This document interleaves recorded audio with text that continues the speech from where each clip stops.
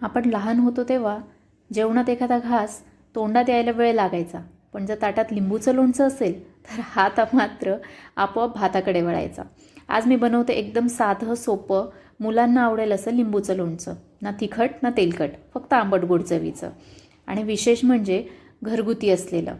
तर इथे सर्वात आधी मी 10 मध्यम आकाराचे लिंबू घेतलेले आहेत. ते खूप पातळ सालीचे आहेत आणि ते एकही त्यांना डाग नसलेला असे लिंबू आहेत. सर्व लिंबू मी सर्वात आधी स्वच्छ धुवून घेतले आहेत आणि स्वच्छ कापडाने पुसून घेतलेले आहेत.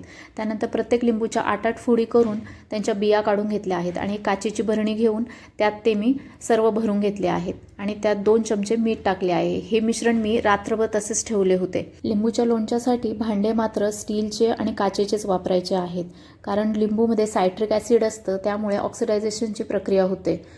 तर त्यामुळे आपल्याला लिंबूचे लोणचे हे काचेच्या बरणीत भरायचे आहे आणि शिजवतानाही आपल्याला स्टीलचे भांडे वापरायचे आहे. लिंबू म्हणजे व्हिटॅमिन सीचा राजा आणि रोगप्रतिकारक शक्तीचा साथीदार.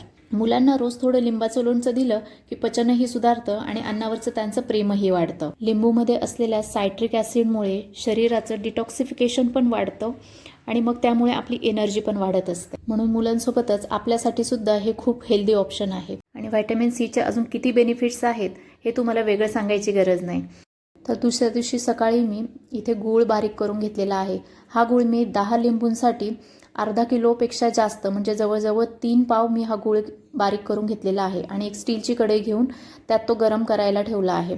कमी गॅसवर तो आपल्याला ठेवायचा आहे, म्हणजे तो खाली जळणार नाही. आणि जे आपण लिंबूच्या फोडी रात्री करून ठेवलेल्या होत्या त्यात 2 चमचे मीठ टाकलेले होते, ते सर्व आपल्याला यात टाकून घ्यायचे आहे आणि कंटिन्यू आपल्याला हलवत राहायचे आहे, जेणेकरून ते खाली जळणार नाही. यात आपल्याला पाणी बिलकुल ॲड करायचे नाही. जे रात्री आपण लिंबू आणि मीठ एकत्र केलेले होते ते ऑलरेडी त्याचं लिक्विड तयार झालेलं असतं आणि यात टाकल्यानंतर ते गूळ पण पातळ होतो. तर अशा प्रकारे हे कंटिन्यू आपल्याला अर्धा-पाऊण तास किंवा 1 तासापर्यंत आपल्याला हे शिजवून घ्यायचे आहे. त्याची कन्सिस्टन्सी बघायची. जर आपल्याला वाटलं की थोडं अजून शिजवण्याची गरज आहे तर अजून थोडे शिजवून घ्यायचे. गार झाल्यानंतर ते थोडे अजून थिक होते.